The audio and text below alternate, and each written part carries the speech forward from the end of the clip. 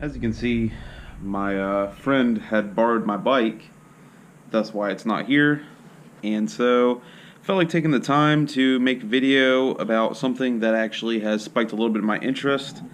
As you can see, I've had a couple Coronas, so yeah, let's go ahead and get into the video. So after some research, I found out that either they're planning or something of that sort to make an R3 that looks extremely similar to the new R1 and the new R6. I'm really hoping that this is not the case. Now, the only reason that I say that is because the same difference between the Ninja 300 and the ZX6R. When I'm walking through a store, I almost can't even tell the difference between the two. I'll look at a bike and I'll be like, oh, that's a pretty clean ZX6R. And it turns out that it's a 300 the whole time. Now, I had the 300. The 300 is not a bad bike, but I don't feel exactly that it should look as identical as it does. It has some differences, but only enough to make it look like maybe its idiot twin brother.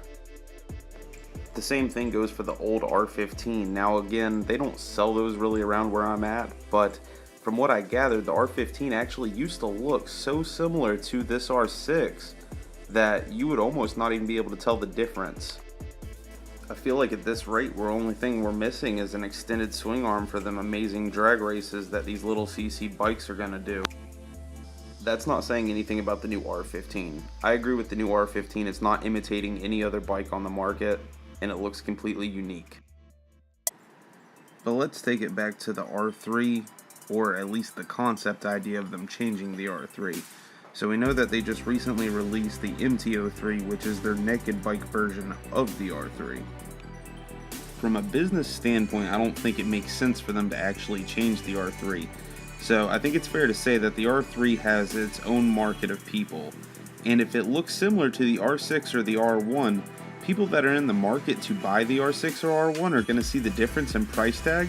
And if they're not necessarily dead set on the idea of having a 600 or 1000cc, then they will be tempted to just go and get the 300 and not buy the bigger cc bike, which in turn causes Yamaha to lose money.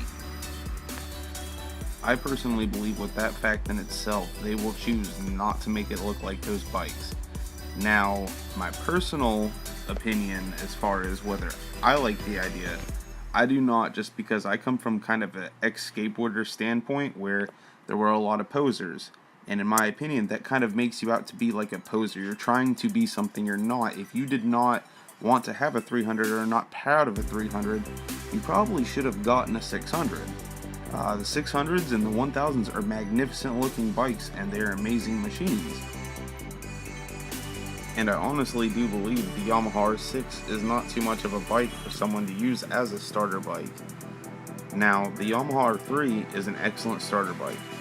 I do feel they are a safer way to teach you how to handle a motorcycle properly, and there's tons of options for different customizations. You can get wheel tape, you can get your own fairings, you can get different lighting, you can make the bike your own.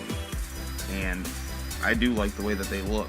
I think they're some of the best looking bikes, and in my opinion, the best looking 300 as far as that category goes.